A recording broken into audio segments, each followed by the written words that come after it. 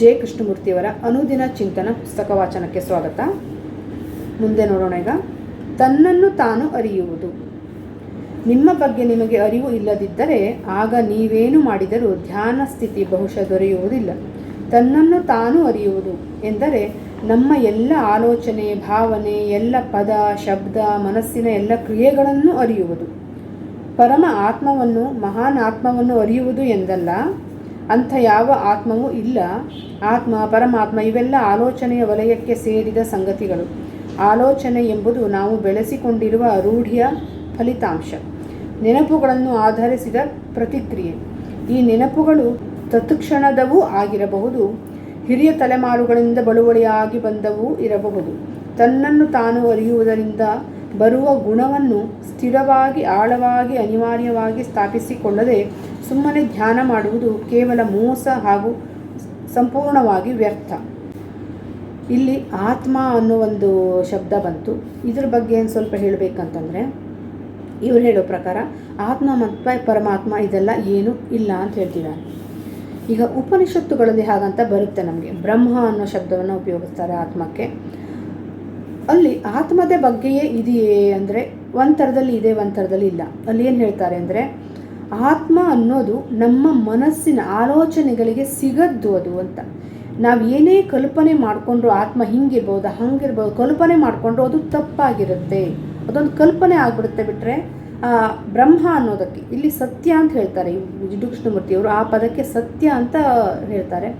ಸತ್ಯವನ್ನು ನಮ್ಗೆ ಯಾವಾಗಲೂ ಅದು ಕಂಡು ಹಿಡಿಯೋಕ್ಕೆ ಸಾಧ್ಯ ಇಲ್ಲ. ಅದು ಮನಸ್ಸಿಗೆ ಸಿಗದ್ದು ಅದು.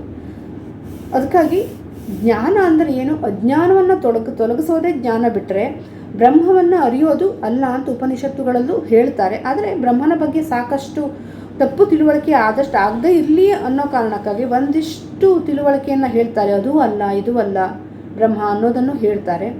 ಆದರೆ ತುಂಬ ಜನ, ಈಗ ಬುದ್ಧ ಅಂತ ತಗೊಂಡ್ರೆ, ಬುದ್ಧ ಕೂಡ ಅವನೇನು ಹೇಳ್ತಾನೆ, ಶೂನ್ಯ, ಅವನ ಉತ್ತರ ಶೂನ್ಯ ಅಂತಿದೆ. ಏನಕ್ಕೆ ಅಂದರೆ, ಶೂನ್ಯವಲ್ಲದೆ ಅಲ್ಲೊಂದು ಬ್ರಹ್ಮ ಇದೆ ಅಂದಾಗ ನಾವೇನು ಮಾಡ್ತೀವಿ, ಆ ಬ್ರಹ್ಮವನ್ನು ತಿಳಿಯೋಕ್ಕೆ ಪ್ರಯತ್ನ ಮಾಡ್ತೀವಿ.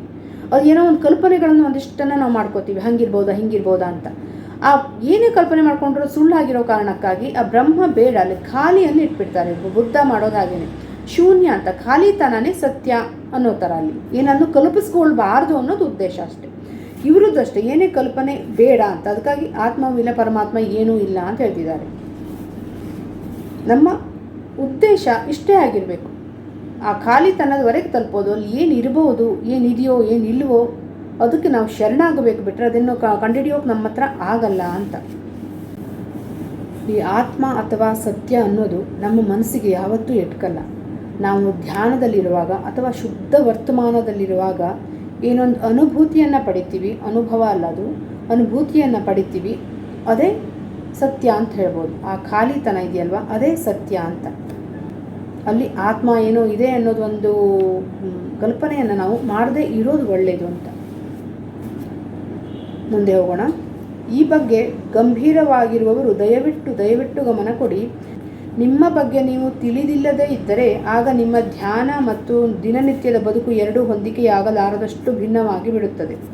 ನೀವು ಬದುಕಿರುವಷ್ಟು ಕಾಲವು ಧ್ಯಾನದ ಭಂಗಿಯಲ್ಲಿ ಕುಳಿತೇ ಇದ್ದರೂ ನಿಮ್ಮ ಮೂಗಿನ ತುದಿ ಬಿಟ್ಟು ಬೇರೆ ಏನು ನಿಮಗೆ ಕಾಣಿಸುವುದೇ ಇಲ್ಲ.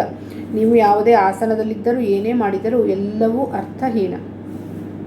ತನ್ನನ್ನು ತಾನು ತಿಳಿಯುವುದೆಂದರೇನು? ಇದು ಬಹಳ ಮುಖ್ಯ. ನೆನಪುಗಳ ಸಂಗ್ರಹದಲ್ಲಿ ಬೇರು ಬಿಟ್ಟಿರುವ ನನ್ನ ಬಗ್ಗೆ ಸುಮ್ಮನೆ ಎಚ್ಚರವಾಗಿರುವುದು, ಅನ್ಯಥಾ ಆಯ್ಕೆಯೇ ಇಲ್ಲವೆಂಬಂತೆ ಎಚ್ಚರವಾಗಿರುವುದು, ಯಾವುದೇ ವ್ಯಾಖ್ಯಾನ ಮಾಡದಂತೆ ಮನಸ್ಸಿನ ಪ್ರತಿಯೊಂದು ಚಲನೆಯನ್ನು ಸುಮ್ಮನೆ ನೋಡುತ್ತಿರುವಾಗಲೇ ಏನು ಮಾಡಬೇಕು, ಏನು ಮಾಡಬಾರದು, ಏನು ಸಾಧಿಸಬೇಕು ಇತ್ಯಾದಿಯಾಗಿ ನೀವು ಏನನ್ನು ಸಂಗ್ರಹಿಸಿಕೊಳ್ಳುತ್ತಿದ್ದರೆ ಆಗ ನೋಡುವ ಕಾರ್ಯಕ್ಕೆ ಅಡ್ಡಿಯಾಗುತ್ತದೆ. ಮನಸ್ಸಿನ ಚಲನಶೀಲವಾದ ಬದುಕಿಗೆ ಅಡ್ಡಿ ಮಾಡುತ್ತಿರುತ್ತೀರಿ. ಅಂದರೆ ನಾನು ಇರುವುದನ್ನು ಇರುವಂತೆ ನೋಡಬೇಕು, ನಾನು ಹೀಗೆ ಇರಬೇಕು ಅಥವಾ ಇರಬಾರದು ಎಂಬ ಧೋರಣೆಗಳು, ಅಭಿಪ್ರಾಯಗಳು ಕೇವಲ ನೆನಪಿನ ಪ್ರತಿಕ್ರಿಯೆಗಳು. ಅವು ಮುಖ್ಯವಾದರೆ ಆಗ ಏನು ಇದೆಯೋ ಅದು ತನ್ನಷ್ಟಕ್ಕೆ ಇರುವುದಕ್ಕೆ ಅಡ್ಡಿ ಮಾಡಿದಂತಾಗುತ್ತದೆ, ಏನನ್ನು ಕಲಿತಂತಾಗುವುದಿಲ್ಲ. ಇಲ್ಲಿ ನಮ್ಮನ್ನೇ ನಾವು ನೋಡ್ಕೊಳ್ಳೋದು ಅಂದರೆ ಏನಿದೆಯೋ, ನಾವು ಇದೀವೋ ಅದನ್ನೇ ನಾವು ನೋಡ್ಕೊಳ್ಳೋದು ಅಷ್ಟೇ. ಅದನ್ನು ಸ್ವೀಕಾರ ಮಾಡದೇ ಇರೋದು, ಅಯ್ಯೋ ನಾನು ಹಿಂಗಿದ್ದೀನಿ, ಹಿಂಗಿರಬಾರ್ದಿತ್ತು ಅಥವಾ ಹಾಗಿರಬೇಕಿತ್ತು ಅನ್ನೋ ಥರ ಇರಬಾರ್ದು, ಯಾವುದನ್ನೇ ವಿರೋಧಿಸಬಾರ್ದು, ಯಾವುದನ್ನೇ ಆಗೋಕ್ಕೆ ಹೋಗಬಾರ್ದು. ಆ ಥರ ಯಾವುದೂ ಇಲ್ಲದೆ, ಯಾವುದೇ ನಾವು ಹಿಂದಿನ ನಮ್ಮ ನೆನಪುಗಳ ಸಹಾಯದಿಂದ ನಮ್ಮನ್ನು ನಾವು ಇಂಥವ್ರು ಅಂತ ತೀರ್ಮಾನ ಮಾಡಿಕೊಳ್ಳದೆ ಸುಮ್ಮನೆ ನಮ್ಮನ್ನು ನೋಡ್ತಾ ಇರೋದು, ಇದ್ದಂತೆ ನೋಡ್ತಾ ಇರೋದು ಅಷ್ಟೇ. ಅದನ್ನು ಬದಲಾಯಿಸೋ ಪ್ರಯತ್ನವನ್ನು ಮಾಡದೇ ಇರೋದು, ಅದು ನಿಜವಾದ ನೋಡುವಿಕೆ ಆಗುತ್ತೆ. ನೆನಪುಗಳ ಸಹಾಯವಿಲ್ಲದೆ ನಮ್ಮನ್ನು ನಾವು ನೋಡ್ಕೋಬೇಕು. ನೆನಪುಗಳು ಸಹಾಯ ಅಂದಾಗ ಏನಾಗುತ್ತೆ, ಎಕ್ಸಾಂಪಲ್ಗೆ ಈಗ ನಮ್ಮನ್ನು ನಾವು ನೋಡ್ಕೊಂಡಾಗ ಅನಿಸುತ್ತೆ ನಾನು ಸ್ವಲ್ಪ ಕೋಪಿಷ್ಟ ಅಂತ. ಆದರೆ ಕೋಪ ನನಗೆ ಇರಬಾರ್ದು ಅಂತಲೂ ಅದೇ ಕ್ಷಣದಲ್ಲಿ ಅಂದ್ಕೊಂಡ್ಬಿಡ್ತೀವಿ. ಏನಕ್ಕೆ ಅಂದರೆ ನಮ್ಮ ನೆನಪುಗಳ ಸಹಾಯದಿಂದ. ಬೇರೆ ಯಾರೋ ನಮ್ಗೆ ಹೇಳಿದ್ದಾರೆ ಕೋಪ ಕೆಟ್ಟದ್ದು, ಅದು ತಪ್ಪು, ಅದನ್ನ ಮಾಡಬಾರ್ದು ಅಂತ. ಅವಾಗ ಏನು ಮಾಡ್ತೀವಿ, ಅಯ್ಯೋ ನಾನು ಕೋಪಿಷ್ಟ ನಾನು ಆಗಬಾರ್ದು ಅಂತ ಏನೋ ಒಂದು ಬದಲಾಯಿಸೋಕ್ಕೆ ಪ್ರಯತ್ನ ಪಡ್ತಾ ಇರ್ತೀವಿ. ಅಥವಾ ಅಯ್ಯೋ ನಾನು ಕೋಪಿಷ್ಟ ಅಲ್ಲ ಅಂತ ಅದ್ರ ಬಗ್ಗೆ ಒಂದು ತಿರಸ್ಕಾರ ಭಾವವನ್ನು ನಾವು ನೋಡ್ತಾ ಇರ್ತೀವಿ. ಹಾಗಲ್ಲ, ಓನ್ಲಿ ನಾನು ಕೋಪಿಷ್ಟ, ಅದ್ರ ಬಗ್ಗೆ ನಮ್ಮ ಅಭಿಪ್ರಾಯ ಏನೂ ಇರಬಾರ್ದು. ಆ ರೀತಿಯಾಗಿ ನೋಡೋಕ್ಕಾಗತ್ತೆ, ನಮ್ಮನ್ನೇ ನಾವು ಅಬ್ಸರ್ವ್ ಮಾಡ್ಕೊಳ್ಳೋಕ್ಕಾಗತ್ತಾ ಅಂತ. ಅದನ್ನು ಮಾಡಬೇಕು ಅಂತ, ಅದು ಕಲಿಕೆ ಅಂತ ಹೇಳ್ತಿದ್ದಾರೆ. ನಮ್ಮನ್ನೇ ನಾವು ಕಲಿಬೇಕು ಅಷ್ಟೇ, ಅದು ತಪ್ಪು ಸರಿಗಳನ್ನು ನೋಡಬಾರ್ದು. ಮುಂದೆ ಹೋಗೋಣ. ಸೃಜನಶೀಲ ಖಾಲಿತನ. ಮಣ್ಣು ಬೀಜವನ್ನು ಸ್ವೀಕರಿಸುವಂತೆಯೇ ನೀವು ಈ ಮಾತನ್ನು ಸುಮ್ಮನೆ ಕೇಳುವುದಕ್ಕೆ ಸಾಧ್ಯವೇ? ಹಾಗೆ ಕೇಳಿ ಮನಸ್ಸು ತನ್ನೊಳಗೆ ಏನೂ ಇಲ್ಲದೆ ಖಾಲಿಯಾಗಿ ಸ್ವತಂತ್ರವಾಗಿರುವುದು ಸಾಧ್ಯ ಎಂದು ತಿಳಿಯಬಲ್ಲಿರಾ? ಮನಸ್ಸು ತನ್ನ ಎಲ್ಲ ಬಿಂಬಗಳನ್ನು, ತನ್ನ ಎಲ್ಲ ಚಟುವಟಿಕೆಗಳನ್ನು ಆಗಾಗ ಅಲ್ಲ, ಸದಾ, ಪ್ರತಿಕ್ಷಣವೂ, ಪ್ರತಿದಿನವೂ ಅರ್ಥ ಮಾಡಿಕೊಳ್ಳುತ್ತಿದ್ದರೆ ಮಾತ್ರ ಖಾಲಿಯಾಗಬಲ್ಲದು. ಆಗ ನಿಮಗೆ ಉತ್ತರ ದೊರೆಯುತ್ತದೆ. ನೀವು ಕೇಳದಿದ್ದರೂ ಬದಲಾವಣೆ ಸಂಭವಿಸುತ್ತದೆ. ಸೃಜನಶೀಲ ಖಾಲಿತನ ಬೆಳೆಸಿಕೊಳ್ಳಬಹುದಾದ ವಸ್ತುವಲ್ಲ, ಅದು ಇದೆ, ಕರೆಯದೆ ಬರುತ್ತದೆ. ಆ ಸ್ಥಿತಿಯಲ್ಲಿ ಮಾತ್ರ ನವೀಕರಣ, ಹೊಸತನ, ಕ್ರಾಂತಿ ಇರುತ್ತದೆ. ಇದೇ ರೀತಿ ನಮ್ಮನ್ನು ನಾವು ಅರಿಯುವಾಗ ಯಾವುದೇ ಅಭಿಪ್ರಾಯಗಳು, ಯಾವುದೇ ಹಿಂದಿನ ನೆನಪುಗಳ ಸಹಾಯ, ಯಾವುದೇ ತಿರಸ್ಕಾರದ, ಯಾವುದೇ ಮೆಚ್ಚುಗೆಯ, ಯಾವುದೇ ಭಾವವಿಲ್ಲದೆ ನಮ್ಮನ್ನು ನಾವು ನೋಡಿಕೊಂಡಾಗ ಮನಸ್ಸು ಖಾಲಿ ಆಗುತ್ತೆ. ಆ ಖಾಲಿ ಅನ್ನೋದೇ ವರ್ತಮಾನದಲ್ಲಿ ಬರುತ್ತೆ. ಅದು ಧ್ಯಾನ ಅಂತ ಹೇಳ್ತಿದ್ದಾರೆ. ಅದೇ ಧ್ಯಾನ. ಮತ್ತು ಪ್ರಯತ್ನಪೂರ್ವಕವಾಗಿ ಮಾಡೋದು, ಮೂಗಿಡ್ಕೊಂಡು ಕೂತ್ಕೊಳ್ಳೋದು ಅದು ಧ್ಯಾನ ಅಲ್ಲ, ಇದೇ ನಿಜವಾದ ಧ್ಯಾನ ಅಂತ ಹೇಳ್ತಿದ್ದಾರೆ. Next page. ತನ್ನತನದ ಅರಿವಿನೊಡನೆ ಸರಿಯಾದ ಆಲೋಚನೆಗಳು ಬರುತ್ತವೆ. ನಿಮ್ಮನ್ನು ನೀವು ತಿಳಿಯದಿದ್ದರೆ ಆಲೋಚನೆಗಳಿಗೆ ತಳಹದಿಯೇ ಇರುವುದಿಲ್ಲ. ನಾನು ಎಂಬುದನ್ನು ಅರಿಯದೇ ಇದ್ದರೆ ನೀವು ಆಲೋಚಿಸುವುದೆಲ್ಲ ಬರೀ ಸುಳ್ಳು. ನೀವು ಬೇರೆ, ನೀವು ಇರುವ ಜಗತ್ತು ಬೇರೆ ಅಲ್ಲ. ನಿಮ್ಮ ಸಮಸ್ಯೆ ಬೇರೆ, ಪ್ರಪಂಚದ ಸಮಸ್ಯೆ ಬೇರೆ ಅಲ್ಲ. ನೀವು ಬೇರೆ ಬೇರೆ ಪ್ರವೃತ್ತಿಗಳ ಫಲಿತಾಂಶವಾಗಿರಬಹುದು, ಪರಿಸರದ ಪ್ರಭಾವಕ್ಕೆ ಒಳಗಾಗಿರಬಹುದು. ಆದರೆ ನೀವು ಮತ್ತೊಬ್ಬರಿಗಿಂತ ಮೂಲತಃ ಬೇರೆ ಅಲ್ಲ. ನಮ್ಮ ಅಂತರಂಗದಲ್ಲಿ ನಾವೆಲ್ಲ ಒಂದೇ ರೀತಿ ಇರುತ್ತೇವೆ. ದುರಾಸೆ, ಕೆಟ್ಟ ಮನಸ್ಸು, ಭಯ, ಮಹತ್ವಾಕಾಂಕ್ಷೆ ಇತ್ಯಾದಿಗಳು ನಮ್ಮನ್ನೆಲ್ಲ ಒಂದೇ ರೀತಿಯಲ್ಲಿ ದಬ್ಬಿ ತಳ್ಳಿ ಆಡುತ್ತಿರುತ್ತವೆ. ನಮ್ಮೆಲ್ಲರ ನಂಬಿಕೆ, ಆಸೆ, ಆಕಾಂಕ್ಷೆಗಳಿಗೆ ಸಮಾನವಾದ ತಳಾದಿ ಇದೆ. ನಾವೆಲ್ಲರೂ ಒಂದೇ, ನಾವೆಲ್ಲರೂ ಮನುಷ್ಯರು. ಆದರೆ ಕೃತಕವಾದ ಆರ್ಥಿಕ ಮತ್ತು ರಾಜಕೀಯ ಗಡಿಗಳು, ಪೂರ್ವಗ್ರಹಗಳು ನಮ್ಮನ್ನು ಬೇರೆ ಬೇರೆ ಮಾಡಿವೆ. ನೀವು ಮತ್ತೊಬ್ಬರನ್ನು ಕೊಂದರೆ ನಿಮ್ಮನ್ನೇ ನಾಶ ಮಾಡಿಕೊಳ್ಳುತ್ತೀರಿ. ಪೂರ್ಣತೆಯ ಕೇಂದ್ರ ನೀವೇ. ನಿಮ್ಮನ್ನು ನೀವು ಅರಿಯದಿದ್ದರೆ ವಾಸ್ತವವನ್ನು ಅರಿಯುವುದು ಸಾಧ್ಯವಿಲ್ಲ. ಮನುಷ್ಯನ ಐಕ್ಯತೆಯ ಬಗ್ಗೆ ನಮಗೆ ಬೌದ್ಧಿಕವಾದ ತಿಳುವಳಿಕೆ ಇದೆ.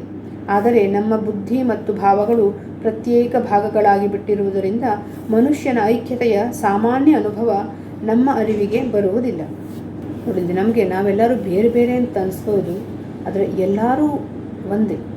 ಈಗ ನಮ್ಮಲ್ಲಿರೋ ಆಸೆ ಬೇರೆ, ಬೇರೆಯವರ ಆಸೆ ಬೇರೆ ಅಂತಲ್ಲ. ಬೇರೆ ವಸ್ತುವಿನ ಆಸೆ ಇರ್ಬೋದು, ಆದರೆ ಆಸೆ ಎಲ್ಲದು ಒಂದೇ. ಈಗ ಒಂದು ಭಯ ಇದೆ ಅಂದರೆ ನಮ್ಮೊಳಗೂ ಭಯ ಇದೆ, ಅವರಲ್ಲೂ ಭಯ ಇದೆ, ಎಲ್ಲರಲ್ಲೂ ಭಯ ಇದೆ. ಪ್ರಮಾಣ ಬೇರೆ ಬೇರೆ ಇರ್ಬೋದು. ಕೆಲವು ವಿಷಯಗಳ ಕುರಿತಾದ ಜಾಸ್ತಿ ಭಯ ಇರ್ಬೋದು, ಕೆಲವರಿಗೆ ಆ ವಿಷಯದ ಕುರಿತಾದ ಭಯನೇ ಇಲ್ಲದೆ ಇರ್ಬೋದು. ಆದರೆ ಎಲ್ಲರಲ್ಲೂ ಭಯ ಅನ್ನೋದು ಎಲ್ಲರಲ್ಲೂ ಇದೆ. Next page. ತನ್ನನ್ನು ತಾನು ಅರಿಯುವುದಕ್ಕೆ ಯಾವುದೇ ಸಿದ್ಧ ಸೂತ್ರಗಳಿಲ್ಲ. ಮನೋವಿಶ್ಲೇಷಕನ ಬಳಿಗೋ ಮನೋವಿಜ್ಞಾನಿಯ ಬಳಿಗೋ ಹೋಗಿ ನಿಮ್ಮ ಬಗ್ಗೆ ನೀವು ತಿಳಿಯಬಹುದು. ಅದರಿಂದ ನಿಮ್ಮ ಬಗ್ಗೆ ನೀವು ತಿಳಿದಂತಾಗುವುದಿಲ್ಲ. ನಾವು ಯಾರು ಎಂದು ತಿಳಿಯಬೇಕಾದರೆ ಸಂಬಂಧಗಳಲ್ಲಿಯೇ ನಮ್ಮನ್ನು ನಾವು ಕಂಡುಕೊಳ್ಳಬೇಕು. ಸಂಬಂಧಗಳಲ್ಲಿ ನಮ್ಮನ್ನು ನಾವು ಕಂಡುಕೊಳ್ಳುವುದೆಂದರೆ ಕ್ಷಣ ಕ್ಷಣವೂ ನಾವು ಹೇಗೆ ಇರುತ್ತೇವೆ ಎಂದು ಅರಿಯುವುದು.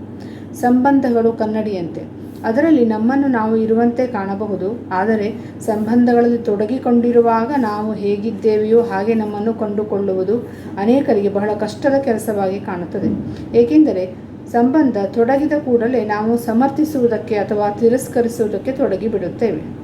ತೀರ್ಮಾನ ಮಾಡಿ ಬೆಲೆ ಕಟ್ಟಿ ಹೋಲಿಸಿ ಬೇಡವೆಂದು ಬೇಕೆಂದು ಏನೇನೋ ಅಂದುಕೊಳ್ಳುವುದಕ್ಕೆ ತೊಡಗುತ್ತೇವೆ. ಏನಿದೆಯೋ ಅದನ್ನು ನೋಡಲು ಅನೇಕರಿಗೆ ಸಾಧ್ಯವಾಗುವುದೇ ಇಲ್ಲ. ಆದರೆ ಏನಿದೆಯೋ ಅದನ್ನು ನೋಡುವುದೇ ನಾನು ಎಂದರೇನು ಎಂದು ತಿಳುವಳಿಕೆಯನ್ನು ಪಡೆಯುವುದರ ಆರಂಭ ಬಿಂದು. ಸಂಬಂಧವೆಂಬ ಕನ್ನಡಿಯಲ್ಲಿ ನಾವು ಹೇಗಿದ್ದೇವೆಯೋ ಹಾಗೆ ನೋಡಿಕೊಳ್ಳುವುದಕ್ಕೆ ಸಾಧ್ಯವಾಗುವುದಾದರೆ, ಪೂರ್ಣ ಗಮನದೊಂದಿಗೆ ನೋಡಲು ಸಾಧ್ಯವಾಗುವುದಾದರೆ, ತಿರಸ್ಕಾರವಿಲ್ಲದೆ, ತೀರ್ಮಾನವಿಲ್ಲದೆ, ಬೆಲೆ ಕಟ್ಟುವುದಿಲ್ಲದೆ ನೋಡುವುದಕ್ಕೆ ಸಾಧ್ಯವಾಗುವುದಾದರೆ, ಆಗ ಮನಸ್ಸು ತನ್ನ ಎಲ್ಲ ರೂಢಿಗಳಿಂದ ಮುಕ್ತವಾಗುವುದು ಸಾಧ್ಯವೆಂದು ತಿಳಿಯುತ್ತದೆ. ನಮ್ಮಲ್ಲಿ ನಿಜವಾದ ಆಸಕ್ತಿ ಇದ್ದರೆ ಹೀಗೆ ನೋಡುವುದಕ್ಕೆ ಸಾಧ್ಯವಾಗುತ್ತದೆ. ಹೀಗೆ ಸ್ವತಂತ್ರವಾದ ಮನಸ್ಸಿನೊಂದಿಗೆ ನೋಡಿದಾಗ ಆಲೋಚನೆಯ ವಲಯದ ಆಚೆಗೂ ಇರುವುದು ಏನು ಎಂದು ತಿಳಿಯುತ್ತದೆ. ತಿಳುವಳಿಕೆಯುಳ್ಳ ಮನಸ್ಸೇ ಇರಬಹುದು, ಮೂರ್ಖ ಮನಸ್ಸೇ ಇರಬಹುದು. ಅದು ಗೊತ್ತಿದ್ದೋ ಗೊತ್ತಿಲ್ಲದೆಯೋ ಪರಿಮಿತವಾದ ಮನಸ್ಸೇ ಆಗಿರುತ್ತದೆ, ರೂಢಿಗತವಾದ ಮನಸ್ಸೇ ಆಗಿರುತ್ತದೆ. ರೂಢಿಯ ಪರಿಮಿತಿಯೊಳಗೆ ಮನಸ್ಸನ್ನು ಎಷ್ಟೇ ವಿಸ್ತರಿಸಿಕೊಂಡರೂ ಹಿಗ್ಗಿಸಿಕೊಂಡರೂ ಅದು ಆಲೋಚನೆಯ ವಲಯದೊಳಗೆ ಕೆಲಸ ಮಾಡುತ್ತಿರುತ್ತದೆ. ಆದರೆ ಸ್ವತಂತ್ರವೆಂಬುದು ಇದೆಲ್ಲಕ್ಕಿಂತ ಬೇರೆಯಾದದ್ದು. ಅಂದರೆ ಮನಸ್ಸು ತನ್ನೆಲ್ಲ ಹಿಂದಿನ ಮಾಹಿತಿಗಳಿಗೆ ಆಧಾರವಾಗಿ ಭೂತ ಹಾಗೂ ಭವಿಷ್ಯತ್ತುಗಳ ಮೂಲಕ ಆಲೋಚನೆಯಲ್ಲಿ ಇರುತ್ತೆ. ಆಗ ಅದು ಸ್ವತಂತ್ರವಾದ ಮನಸ್ಸಾಗಿರೋದಿಲ್ಲ. ಸ್ವತಂತ್ರ ಮನಸ್ಸು ನಿಶ್ಚಲವಾಗಿರುತ್ತೆ.